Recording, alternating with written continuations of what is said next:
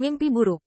Ketika mimpi buruk terbangun, ketika satu-satunya mata naga yang tersisa dari Kaisar Ziyang menghilang, Wen Tianguan juga mengantar sinar matahari terbenam. Sementara Putri Wenxing tiba-tiba terkejut, dia tidak bisa menjaga kegembiraannya, karena kegelapan yang berubah menjadi mimpi buruk itu benar-benar terselubung di kepala Wen Tianguan. Jangan biarkan dia kabur. Namun, begitu Putri Wenqing meraung, dia melihat kegelapan menembus langit, sangat cepat, dan Qin Yichen tidak lagi dapat mempengaruhi dan menyusulnya. Puluhan juta pasukan dengan cepat membentuk medan perang. Tetapi yang mengejutkan mereka adalah bahwa kegelapan ini sama sekali tidak dapat diblokir oleh kekuatan magis mereka. Bukannya kegelapan ini begitu tirani sehingga puluhan juta tentara tidak berani melihat ke atas. Sebaliknya, ini bukanlah kekuatan leluhur kulit hitam, melainkan mimpi buruk. Setidaknya bisa membuat puluhan juta tentara dewa saling melotot dan berani menatap lurus. Tetapi yang membuat Putri Wenxing tercengang adalah bahwa kegelapan ini jelas melarikan diri di depan mereka. Tetapi dia tampaknya tidak dapat menangkapnya, dan sulit untuk mengunci kekuatan Tuhan. Tampaknya kegelapan ini dan mereka tidak berada di dunia yang sama, sehingga kekuatan supernatural dunia ini sulit untuk dilukai. Bahkan Yao Yue Kong merasa merepotkan.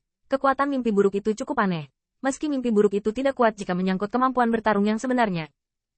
Tetapi yang terkuat di dunia mengetahui hal ini, dan mimpi buruk secara alami mengetahui kelemahannya. Jadi bagaimana dia bisa memberi lawannya kesempatan untuk bertarung langsung? Namun, pada saat ini, Qin Yichen melihat ke belakang dengan marah. Ingin pergi. Pada saat itu, alisnya terbuka, dan ketika kilau berlalu, kegelapan terkunci dalam sekejap. Dalam sekejap, saya melihat mimpi buruk, seperti salju yang bertemu matahari musim semi, terus mencair dan pecah. Pisau pencuri. Tanda seru. Tanda seru. Kamu melepaskan dewa itu sekarang, dan kamu akan memiliki seluruh tubuh di masa depan. Jika tidak akan lama sebelum dewa akan menggali matamu. Kamu bukan Hao Xiang, dan kamu tidak layak untuk mengendalikan murid langit ini. Di antara banyak pembangkit tenaga listrik di Wen Tianguan, hanya sedikit yang memiliki sarana untuk menghentikan mimpi buruk itu. Bai Guanxing adalah satu, tapi sekarang dia hanya bisa mengunci kekuatan mimpi buruk, tapi kebijaksanaan tidak terkalahkan. Terik matahari Zunlong Tiantong dihitung sebagai satu, tetapi selain itu, Huasu bahkan lebih dihitung sebagai satu.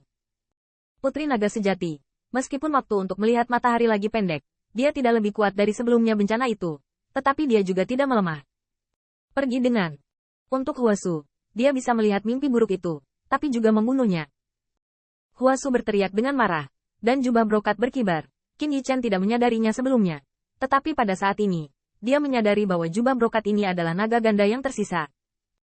Salah satunya seperti ular putih, yaitu Huasu sendiri, dan yang lainnya adalah petir, yang sepertinya dipenuhi dengan semangat juang yang tak terhapuskan. Tampaknya jubah brokat ini harus menjadi salah satu token pasangan Huasu. Ledakan. Tanda seru. Tanda seru. Saya melihat bahwa di antara ujung jubah brokat yang disulam ular putih, ada air bunga matahari yang bergelombang.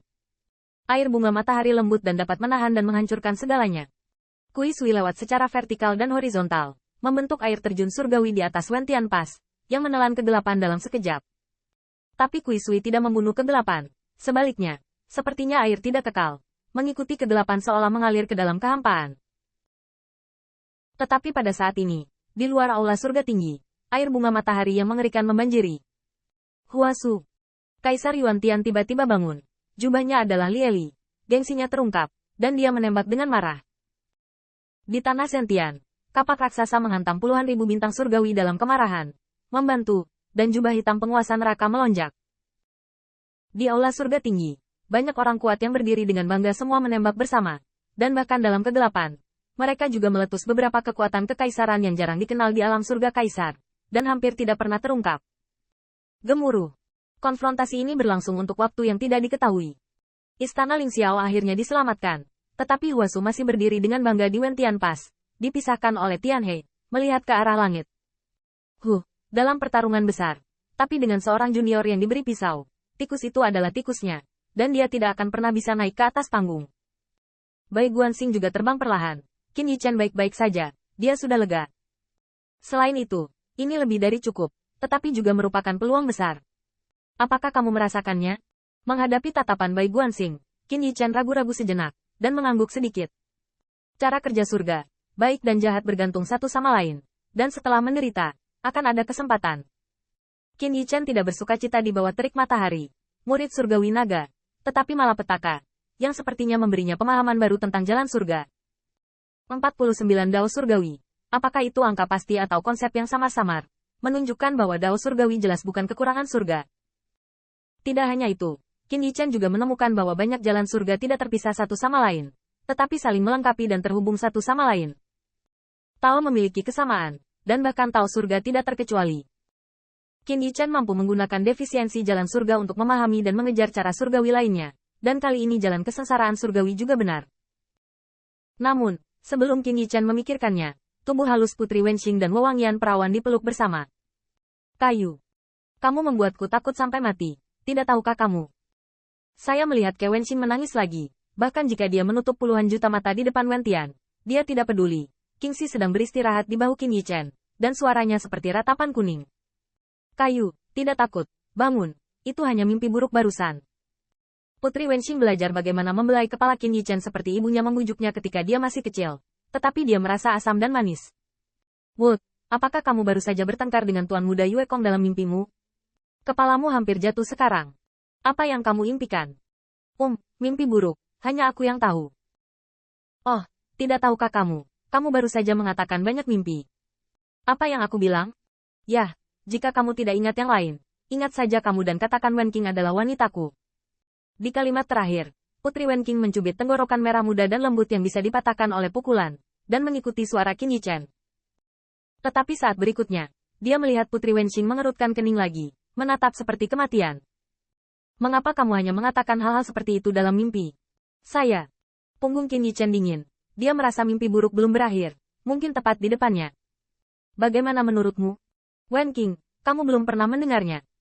Apakah kamu mengatakan kebenaran dalam mimpimu? Aku mengingatmu dalam mimpiku dan aku hanya memikirkanmu. Apa artinya ini? Tampaknya itu benar. Maka hadiahi Anda. Bibir merah muda dengan lembut menyentuh pipinya, dengan kehangatan dan rasa malu seorang putri. Xiao Yu juga mendekat dengan gugup, sepasang telinga kelinci meringkuk, dan jari giok bersentuhan ringan. Kakak Tianxing sedang dalam mimpi. Apakah Xiao Yu menendangnya?